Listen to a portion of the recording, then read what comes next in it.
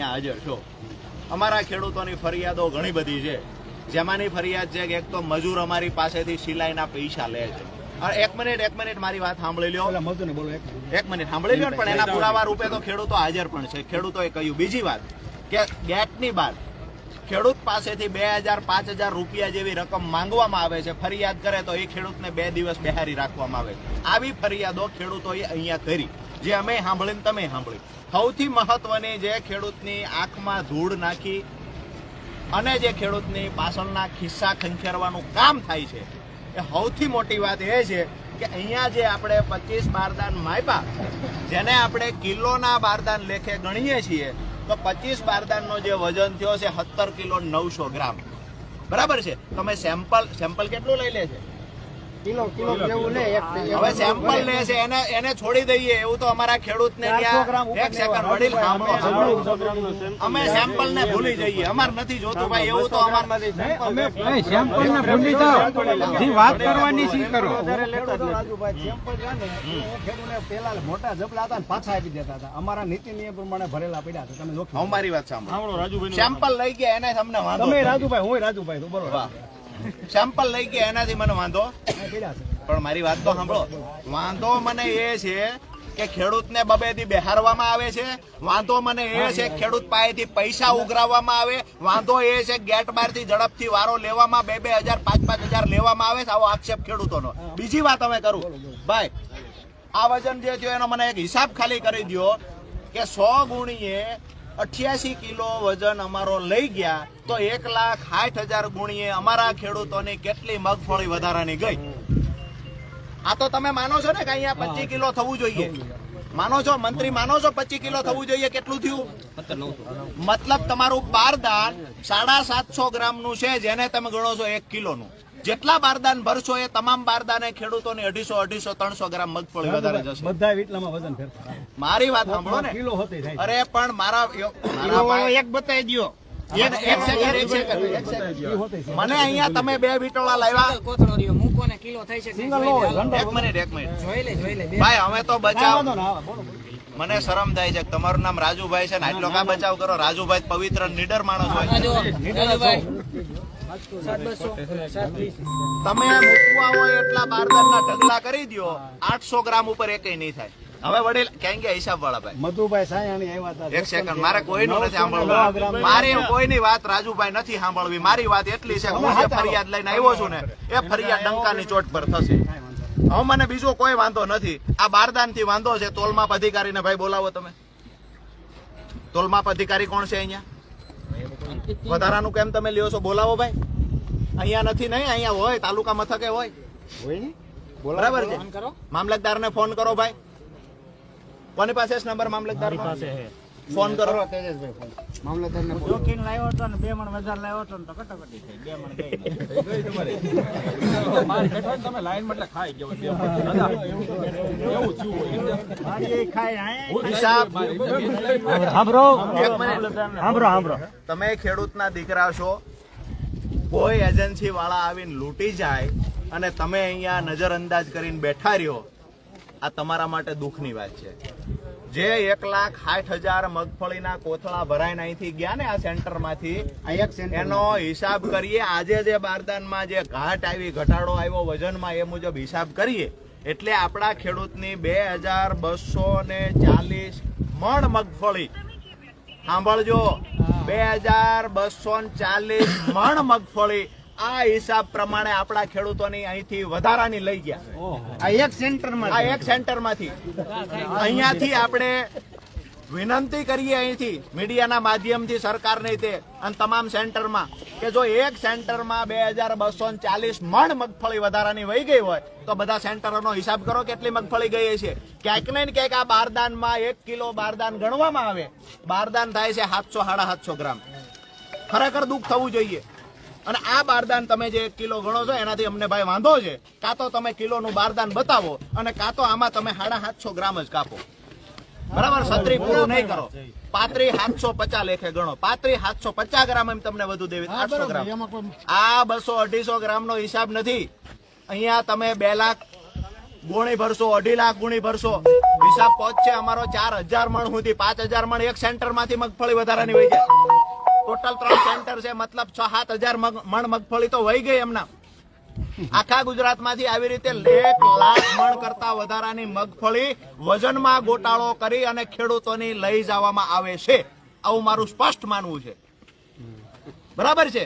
તમે જેને બોલાવવા હોય એને બોલાવો ભાઈ, પૂછવું હોય એને પૂછો. 750 ગ્રામનો કોથળો અને કિલોનો શું કામ અમે ગણીએ? જેને બોલાવવા હોય એને બોલાવો ભાઈ. મામલતદાર રાજુભાઈ લેવા રહ્યા હતા, એને કોતરા ચેક કર્યા હતા. બોલાવો મામલતદાર. પુરવઠા અધિકારી હોય એને બોલાવો, મામલતદારને બોલાવો. ગાડી આવતી હોય રાજુભાઈ, કોઈ કટો વજન વધઘટ હોય એમાં 100 ગ્રામ. મને તમે એ ગણાવી દો ને ભાઈ. વધઘટ હોય તો માની લીધું મેં વધઘટ છે એમ. અમે 3 વાર ચેક કર્યા, ડેપ્યુટી કલેક્ટર આવીને હોતે જોઈ ખાતા. બધા એ જ છે. મેડમ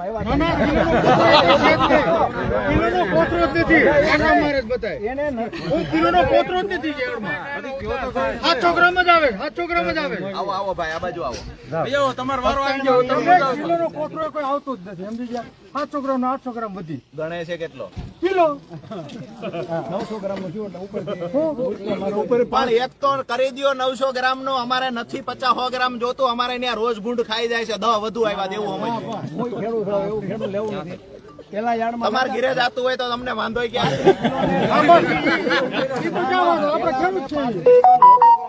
મારી વાત સાંભળો. એમાં વજન ઘાટી એવી એટલે નહીં નહીં, કાઢી એમને ક્યાંથી આવે છે? પછી ઓલા સાહેબ કોણ? તમે જે ટ્રેક્ટરે માંડવી ખેડૂત ઠલવે, પછી તમે એમ કહો કે આ સાહેબ ને બતાવવી પડશે. ઈ સાહેબ ભાઈ કોણ? મામલતદારને ફોન કર્યો.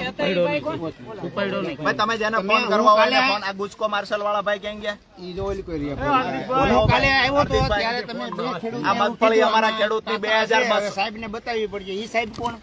ઈ પોઈન્ટ આ સાહેબ સાહેબ તમે આ કાકરા ને એવું બતાવે એ તમે ચેક કરવા આવો. ભાઈ મામલતદારનો કોને ફોન નથી ખાનભાઈ ને કરો. પીએ ને કરો. અમારી સીધી વાત છે. 750 ગ્રામ નું બારદાન છે તો એને તમે કિલો નું કેમ ગણો? આખો હિસાબ અમે તમારા જ યાર્ડમાં તમારા જ હિસાબ મુજબ કર્યો, તમારા કેલ્ક્યુલેટરમાં હિસાબ કર્યો. 2240 મણ મગફળી અહીંયાથી ખેડૂતોની કોક ખાઈ ગયું. ત્રણેય સેન્ટર ની ગણો એટલે 6-7 હજાર મગફળી ગઈ. આખા ગુજરાત ની ગણો તો લાખો મણ મગફળી આવી રીતે ખેડૂત ની જાય છે. જવાબદાર કોણ? દા ખાય તો વાંધો નહીં, આગલા ખાય છે દા ખાય એનાથી વાંધો નથી, ગધાડા ખાય છે એનાથી વાંધો છે. ગાય ખાય તો ક્યાં ઉપરથી?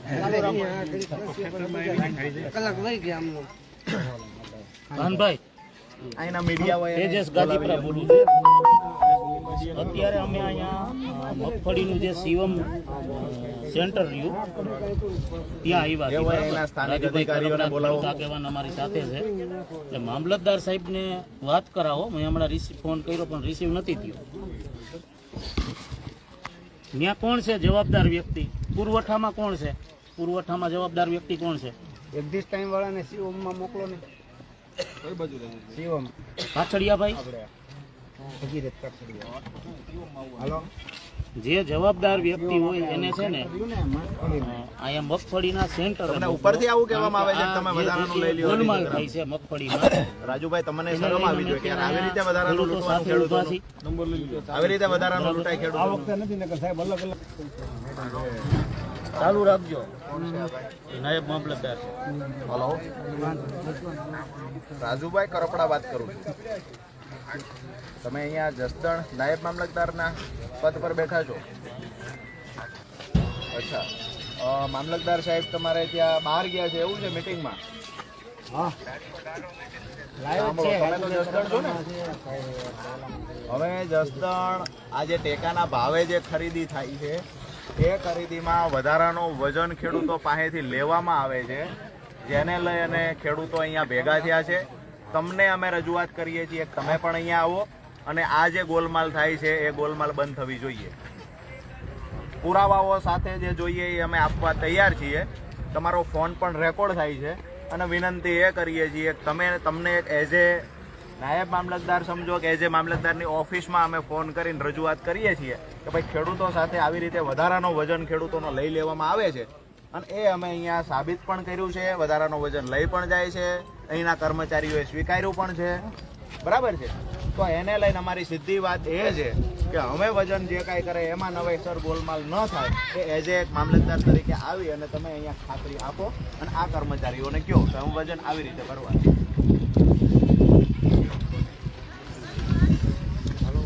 કેમ અવાજ બંધ થઈ ગયો વડીલ તમારો? અચ્છા, તો આ ગોટાળો થાય છે તો એમાં તમે પૂછીને પછી આવશો? ગોટાળો થાય એમાં તમે પૂછવા જશો બધાને?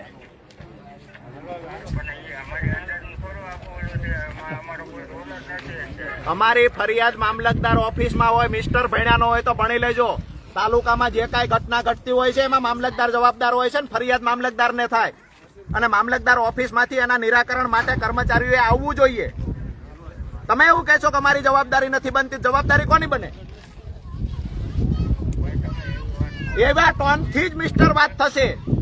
તમારી જવાબદારી નથી બનતી. તમે નાયબ કલેક્ટર જોડે જેની જોડે વાત કરવી હોય એની જોડે વાત કરો. અમારું ટોળું લઈને અમે નહીતર રજૂઆત કરવા ત્યાં આવીએ.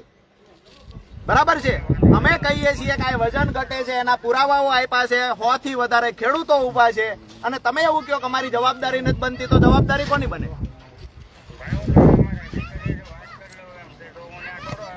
એટલે અધિકારી યારે જ ખાલી કરવાની છે, કોઈ નેતા હારે કરવાની છે?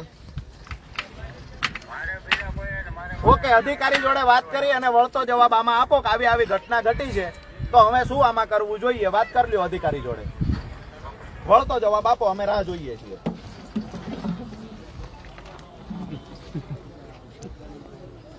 થોડી વાર આપણે અહીંયા ને અહીંયા બેસીએ છીએ, બરાબર છે? કેવલ થોડી વાર લાઈવ કે બીજું ત્રીજું અમે અધિકારીઓ આવે ત્યાં સુધી બંધ કરીએ અને અહીંયા બેસીએ છીએ. આપણો મૂળ મુદ્દો જે છે એ માંગણીઓ આપણી પૂરી થવી જોઈએ. બરાબર છે? તો અધિકારીઓને આવતા વાર લાગે ત્યાં સુધી અહીં બેસીએ છીએ. નવા સમાચાર જે કાંઈ આવશે એ પાછા આપણે મીડિયાના માધ્યમથી ખેડૂતોને આપીશું. બરાબર?